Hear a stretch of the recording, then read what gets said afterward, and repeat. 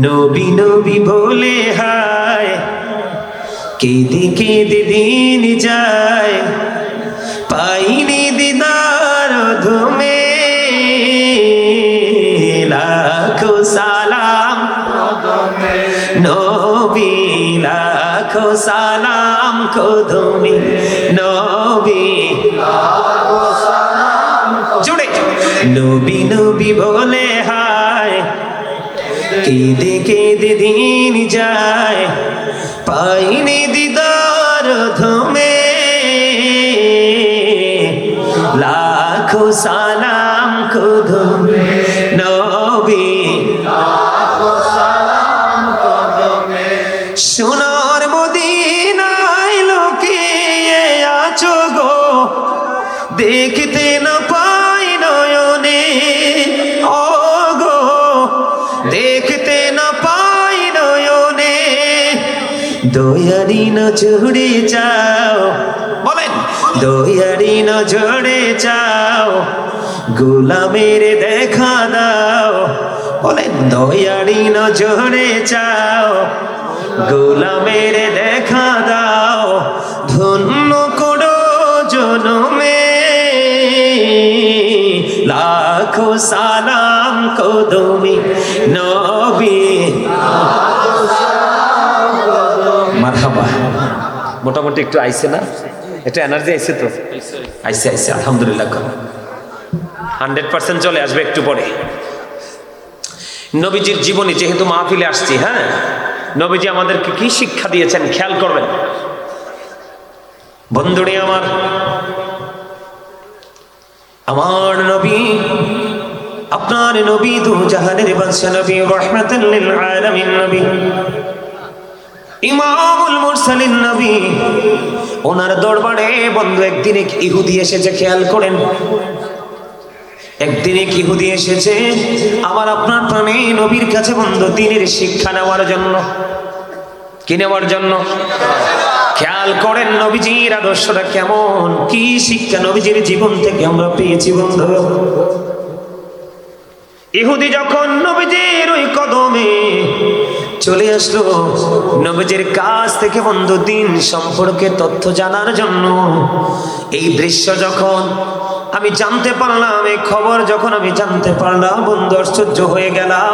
আমার নবী দ্বীনের শিক্ষাটাকে কেমন করে মূল্যায়ন করেছে এবং বাস্তবতাকেও তিনি প্রাধান্য দিয়েছে। খেয়াল করবেন নবীজির শিক্ষা থেকে বন্ধু আপনি শুধু দ্বীনের শিক্ষায় শিক্ষিত হবেন, দীক্ষিত হবেন এমনটি নয় রে, আপনি আপনার বাস্তবতাকেও প্রাধান্য দিতে পারবেন। তার সিমটম হলো বন্ধু এই দৃশ্য। আমার নবীজির কাছে যখন আসলেন ওই ইহুদি, নবীজি দ্বীন সম্পর্কে বন্ধু বয়ান দিচ্ছে, একটার পর একটা ইনস্ট্রাকশন দিচ্ছে, কিন্তু ওই অবস্থায় নবীজি দেখতে পাইলেন ওই ইহুদি একবার নবীজির দিকে তাকায় রে, আর একবার তার ওই উটের দিকে তাকায়, একবার আমার নবীজির দিকে তাকায়, আর একবার ওই বন্ধু উটের দিকে তাকায়। নবীজি তার দিকে খেয়াল করলেন, নবীজি খেয়াল করে দেখলেন ওই ইহুদি এসেছেন নবীজির কাছে। আপনারা গভীরভাবে খেয়াল করেন বন্ধু, অত্যন্ত গভীরভাবে। আমি অল্প সময়ের মধ্যে আলোচনা গুছিয়ে আপনাদেরকে নিয়ে প্রোগ্রাম আজকে শেষ করব। আপনারা আমার দিকে তাকাবেন এবং গভীরভাবে খেয়াল করবেন। নবীজি খেয়াল করলেন, একবার ওই ইহুদি নবীজির দিকে তাকায়, আর একবার ওই তার উটের দিকে তাকায় বন্ধু। এই দৃশ্য দেখার পরে নবীজি বললেন, যাও যাও যাও, তুমি তোমার উটটাকে বেঁধে আসো। জোরে জোরে কন্যা সুবহানাল্লাহ। কি বুঝতে পারছেন নি? নবীজির কাছে যখন দ্বীনের শিক্ষা নিতে আসলেন, তার ওটটা বন্ধু ছাড়া ছিল। কি ছিল? তার ওটটা ছাড়া ছিল, ওপেনিং করা ছিল।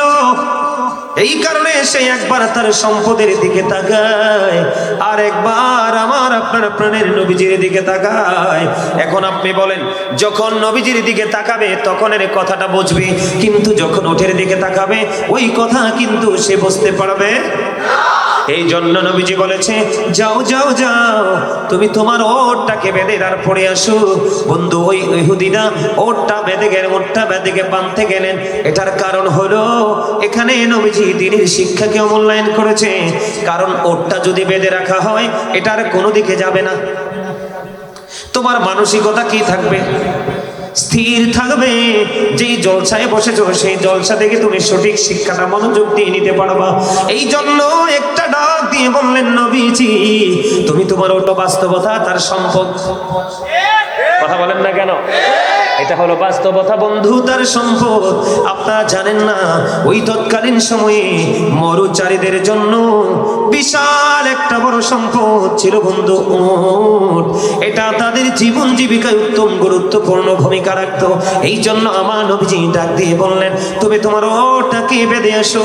তার মানে তোমার সম্পদটাকে তুমি সুরক্ষিত করো, আবার ওটটা বেঁধে তুমি আমার আলোচনা শুনতে আসো। তুমি দিনের শিক্ষাটাও সঠিকভাবে নাও। জুড়ে জুড়ে কন্যা সুবহানাল্লাহ।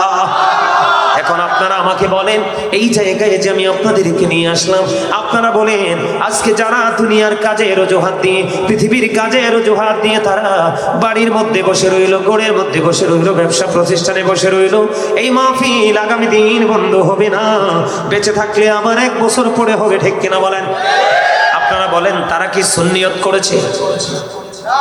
কারণ তারা আজকের দিনেও তাদের এই সম্পদকে মূল্যায়ন করেছে। ও বন্ধু, পৃথিবীকে আপন করে নিয়েছে। সূরা আলে ইমরানের 185 নম্বর আয়াতে আমার আল্লাহ বলে দিয়েছেন, ওয়ামাল হায়াতুদ দুনিয়া ইল্লা মাতাউল গুরুর। এই দুনিয়ার জীবন, এই পৃথিবীর জীবন একটা ধোঁকা ছাড়া কিছুই নয়।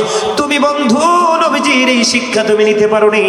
সম্পদকে সম্পদের মতো করে সেটিং দাও, আর দিনের শিক্ষাকে শিক্ষার মতো করে ধারণ করো, আর গোলামিকে গোলামের মতো করে করো।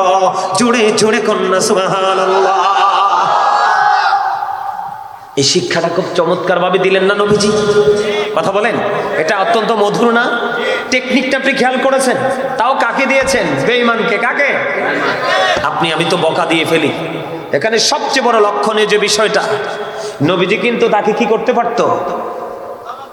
ধমক দিতে পারবো, ধমক দিতে পারতো, কিন্তু আমার নবী তাকে কি করে নাই? ধমক দেয় নাই, তার প্রতি বিরক্ত হয় নাই, তার প্রতি আমার নবীর সর্বোচ্চ সফটনেস কাজ করেছে, ঠিক কিনা বলেন? তাহলে আমি আমার নবীজির শিক্ষা থেকে, নবীজির জীবনী থেকে ফার্স্ট টাইম আজকের মাহফিল থেকে প্রথম কি শিক্ষা নিলাম? কেউ যদি অমনোযোগী হয় আমি তাকে বকা দিতে পারবো? সে কেন অমনোযোগী হয়েছে আমাকে সেটা আগে আইডেন্টিফাই করতে হবে। কি করতে হবে? সে কেন বিচলিত, সে কেন অমনোযোগী, আমাকে সেই দিকে খেয়াল করতে হবে। তার যেই কারণে তার অমনোযোগী হয়েছে, আমি সেই জায়গাটাতে যদি টাচ করতে পারি, তাহলে তার মানসিকতা, তার দৃষ্টি আমার দিকে আমি নিয়ে আসতে পারবো। আওয়াজ তুলে কোন সুবহানাল্লাহ। আজকে এটাকে শিক্ষা করে জীবনের জন্য নিয়ে যাবেন তো? এটাকে শিক্ষা হিসাবে নিয়ে যাবেন তো?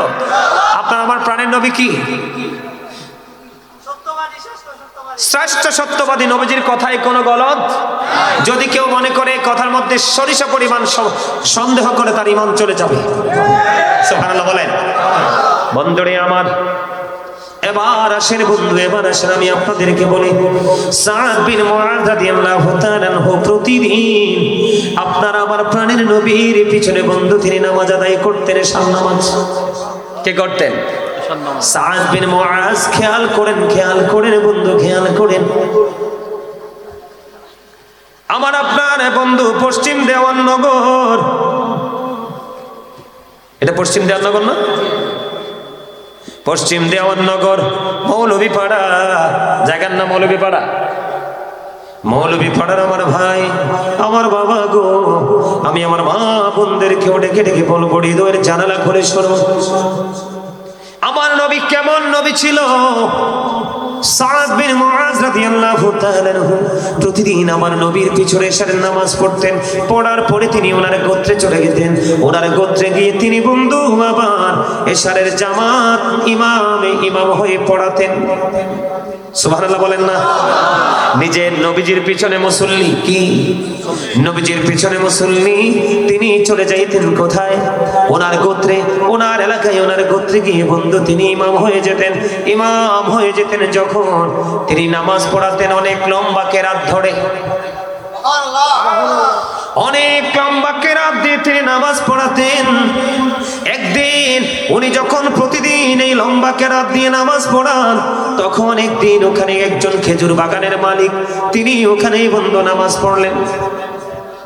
কিন্তু নামাজ পড়তে গিয়ে দেখতে পাইলেন ওই সাদ বিন মুয়াজ লম্বা লম্বা কেরাত দিয়ে নামাজ পড়ে একদিন তিনি জামাত ছেড়ে দিয়ে, খেয়াল করেন, একদিন তিনি জামাত ছেড়ে দিয়ে একাকী নামাজ পড়ে তিনি খেজুর বাগানে পানি দিতে চলে গেলেন।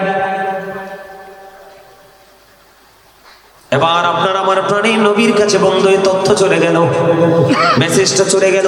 আপনার আমার প্রাণের নবীর কাছে যখন খবর চলে গেল, আমার নবী, আপনার নবী, দু জাহানের বাদশা নবী, যিনি জামাতে নামাজ পড়েননি, যিনি জামাত ত্যাগ করেছেন, ওনাকে আমার নবী একটা বারের জন্য শাসন করেননি, একটা বারের জন্য আমার নবী ডাকেননি। তিনি ডেকেছেন ইমাম সাহেবকে, জুড়ে কোন আল্লাহু আকবার। ডেকেছেন কাকে? ইমাম সাহেবকে ডাকলেন বন্ধু। ইমাম সাহেবকে যখন ডাকলেন, ইমাম সাহেবকে ডেকে পাঠালেন। এবার নবীজির কাছে যাওয়ার পরে আমার নবীজি ওই সাদ বিন মুয়াজ তার গোত্রের জামাতের ইমাম,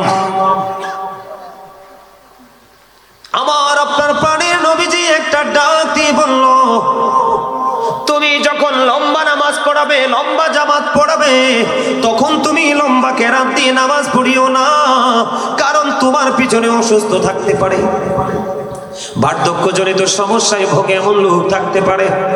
কথা বলেন না কেন? বিভিন্ন সমস্যার সম্মুখীন মানুষ থাকতে পারে। এই জন্য তুমি লম্বা কেরাত দিয়ে নামাজ পড়িও না, লম্বা কেরাত দিয়ে নামাজ পড়িও না। কেউ কৃষিকাজে, কৃষি জমিতে পানি দিবে বা সেচ দিবে, ঠিক কিনা বলেন? কেউ বা ব্যবসায় চলে যাবে, কারণ নবীজি ওই খেজুর বাগানের মালিককে ধমক দিতে পারতেন, শাসন করতে পারতেন। নবীজি তাকে ডাকলেন না, তাকে নিয়ে নবীজির কোনো ইন্টারেস্ট দেখা যায় নাই। তার কারণ হলো আমার নবীজি বলে দিয়েছে, তুমি জামাত লম্বা জামাত যখন পড়াবে, বড় জামাত পড়াবে, তুমি ছোট্ট ছোট্ট কেরাত দিয়ে তুমি নামাজ পড়াবে, কারণ তোমার এই বড় নামাজের কারণে এমন মুসল্লি থাকতে পারে সে বিরক্ত হয়ে যাবে, কারণ সে অসুস্থ, ঠিক কিনা বলেন? এইরকম অনেক সমস্যার সম্মুখীন রোগী জামাতে অ্যাটেন্ড করে কি করে না? কারণ বললেন, নবীজি বললেন, মুমিনের জন্য ইবাদত নামাজ যেমনি ফরজ, তেমনি অর্থ উপার্জন করা, জীবিকা নির্বাহ করা, জীবন জীবিকার জন্য নিজে বাহির হইয়া ওই খেজুর বাগানে পানি দেওয়া, এটাও মুমিনের জন্য বড় ইবাদত। এখানে কে বুঝতে পেরেছেন? এখানে বাস্তব কথা হলো, খেজুর বাগানের মালিক খেজুর বাগানে যদি পানি না দেয়, তার বিশাল সম্পদ নষ্ট হয়ে যাবে। কি হয়ে যাবে? নষ্ট হয়ে যাবে। পৃথিবীর মানুষ ক্ষুধার যন্ত্রণা ভোগ করবে, পৃথিবীর মানুষ অর্থনৈতিক বিপর্যয় ডেকে আনবে। এই যদি খেজুর বাগানে খেজুর হয়, এটা বন্ধু এত বড় একটা নিয়ামত, এটা আপনার সুস্থ থাকার জন্য বড় গুরুত্বপূর্ণ ভূমিকা রাখে খেজুর। বন্ধুরি আমার, আপনি যদি সুস্থ থাকতে চান, আমার দিকে তাকান, আপনি যদি সুস্থ থাকতে চান, বেশি বেশি করে জমজমের পানি খাবেন। সুবহানাল্লাহ বলেন না?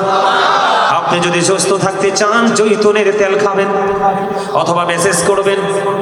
আপনি যদি সুস্থ থাকতে চান, বেশি বেশি করে খেজুর খাবেন। আপনি যদি সুস্থ থাকতে চান, আপনি কালো জিরা বেশি বেশি করে খাবেন। আমার নবীজি বলেছে, সপ্তাহে 3 দিন, কয়দিন? অথবা মাসে 3 দিন, কয়দিন? 3 দিন বা আরো বেশি বা আরো কম, সকালবেলা খালি পেটে যদি বন্ধু পিওর মধু যদি তুমি একটুখানি খেতে পারো, আমার নবীজি জানিয়ে দিয়েছে, যিনি ওই ধারাবাহিকভাবে মধু খাবে, আমার নবীজি বলেছেন তার বডিতে কোনো বড় রোগ কোনোদিন বাসা বাঁধতে পারবে না। আমি এই কারণে কথাগুলো বলে ফেললাম, কারণ খেজুর যেহেতু আমাদের জীবনের একটা বন্ধু, বিশেষ করে রমজান মাসে খেজুর নবীজির হাদিস অনুযায়ী আমার নবীজি বলেছেন, তোমরা খেজুর দিয়ে আগে ইফতার করো। কি করো? এই জন্য আমার নবীজি বলেছেন, শুধু তুমি নামাজ দিয়ে পড়ে থাকলে চলবে না। বুঝে নেন, এই জন্য আহলুস সুন্নাত ওয়াল জামাতের আকীদার মানুষেরা, আলেমেরা আমাদের দেশে অনেক গাট্টি নিয়ে ঘোরাফেরা করে, আছে না নাই? কথা কয় না কেন? আছে না নাই? ঘোরাফেরা করে না? বউয়ের খবর নাই, বাচ্চার খবর নাই, মা বাবার খবর নাই, তার উপরে অনেক হক আছে আদায় করতে হবে, সেটা সে জানে না। কারণ সে তো নবীকে ভালোবাসে না। নবীকে যদি ভালোবাসতো তাহলে নবীর আদর্শই তার জীবনে কি হয়ে যেত, প্রতিষ্ঠিত হয়ে যেত। ঠিক কিনা বলে? আমার নবীজি সাদ বিন মুআজকে ডেকে বলে দিলেন, দেখেন আমরা হইলে কি করলাম বলে, মুসল্লি ধরে পিটাইলাম বলে। কথা কয় না কেন? যে তুই তো জামাতে পড়স নাই, আবার আরেকজনের কাছে গিয়ে বিচার দিয়েছিস, তোকে পিটানো দরকার। কিন্তু আমার নবীর থিঙ্কিং, আমার নবীজির চিন্তা, আমার নবীজির ভাবনা, আমার নবীজি আমলকে আমলের জায়গায় রেখেছেন। বাস্তবতা হলো তুমি বাঁচলে না আমল করতা, তুমি বাঁচার জন্য তোমার জীবনে অর্থ লাগবে, খাবার লাগবে। ওই তৎকালীন সময়ে বন্ধু খেজুরের গুরুত্ব ছিল অপরিসীম। এই প্রজন্মেও বন্ধু খেজুর হয়ে গেছে গরিবের জন্য সোনার হরিণ। ওমা ভুল বলছি নাকি? আপনি খেজুর কিনতে চাইছেন, দাম শুনলে চলে আসবেন ফিরে। এই জন্য আপনাকে নবীজি দেখেন, আমার নবীটা কেমন নবী। আমার নবী বলেছেন অবস্থার উপর ভিত্তি করে তুমি আমল করো, বড় করে করো। অবস্থার উপর ভিত্তি করে তুমি এটাকে স্মল করে দাও, ছোট করে দাও। আবার তুমি তোমার জীবন জীবিকার জন্য ছুটে চলো, জোরে জোরে কন্যা সুবহানাল্লাহ। আমার নবীজির জীবনী থেকে শিক্ষা বন্ধু আমার দিকে তাকান। আমাদের মধ্যে আদর্শবাহী শিক্ষা নাই, এই কারণে আমাদের এই সমস্যা। এদিকে তাকান। আমার নবীজি এক সাহাবীকে অসুস্থ হলো দেখতে গেল, খেয়াল করেন নবীজির জীবনী থেকে শিক্ষা নিয়ে যান। অসুস্থ সাহাবীকে যখন দেখতে গেলেন, দেখতে যাওয়ার পরে ওই সাহাবী ডাক দিয়ে বললেন, ইয়া রাসূলুল্লাহ, ইয়া হাবিবাল্লাহ, নবী গো, ও প্রাণের নবী, আমার যে সম্পদ আছে আমি সব সম্পদ আল্লাহর সন্তুষ্টির জন্য খরচ করে দিব। আমার নবীজি বললেন না, নিষেধ করে দিলেন। দ্বিতীয়বার বললেন, ইয়া রাসূলুল্লাহ, তাহলে আমি অর্ধেক খরচ করে ফেলবো। আমার নবীজি বললেন, না না, অর্ধেকও খরচ করা যাবে না। তৃতীয়বার বললেন, ইয়া রাসূলুল্লাহ, ইয়া হাবিবাল্লাহ, নবী গো, ও প্রাণের নবী, তাহলে 1/3 দিয়ে দিব, তার মানে 3/1 অংশ। নবীজি বললেন, হ্যাঁ, এটা করা যেতে পারে, এটা তুমি করতে পারো। সবগুলো দাও এটা তো না, অর্ধেক দাও সেটা তো না, 3/1 অংশ দাও এটাতে। হ্যাঁ, এটার কারণ কি? এটার কারণ হলো বন্ধু আমার নবী কেমন শিক্ষক, কেমন নবী, কেমন আদর্শ আমাদের জন্য রেখে গেছেন, খেয়াল করেন। আমার নবীজি বললেন, তুমি যদি সবগুলো বিধান করে দাও তাহলে তুমি মরার পরে তোমার সন্তান মিসকিন হয়ে যাবে। কে হয়ে যাবে? তোমার সন্তান মিসকিন হয়ে যাবে। তুমি যদি অর্ধেক দান করে দাও, কিছু সম্পদ রেখে যাও, তাহলে তোমার সন্তান ফকির হয়ে যাবে। যার অল্প পরিমাণ সম্পদ আছে তাকে বলা হয় ফকির, আর যার একেবারে কিছু নেই তাকে বলা হয় মিসকিন বা দুস্থ। বন্ধুরি আমার, দেখেন আমার নবীজির শিক্ষাটা কেমন। এই জন্য তুমি সবটাও দান করো না, অর্ধেকও দান করো না, 3/1 অংশ দান করে দাও। তার কারণ হলো তুমি চলে যাওয়ার পরে তোমার সন্তান যেন কারো কাছে ভিক্ষুকের মতো হাত পাততে না হয়। তুমি তোমার সন্তানকেও সম্পদ দিয়ে যাও। এখন আপনার সন্তানকে সম্পদ দিতে হলে, আপনার জীবন জীবিকা চালাইতে হলে, খেজুর বাগান যার আছে খেজুর বাগান করা লাগবে। কথা কয় না? সব খেতে কি সবজি হয়? যার সবজি বাগান আছে তাকে সবজি বাগানে কাজ করতে হবে। কথা কন না কেন? যার মাছের ফিশারি আছে, মাছের ঘের আছে, তাকে মাছের ফিশারিতে কাজ করতে হবে। কথা বলে না? যার সরিষা বাইন দেওয়ার, সরিষা তৈরি করার জমি আছে, সরিষা বাইন দিতে হবে।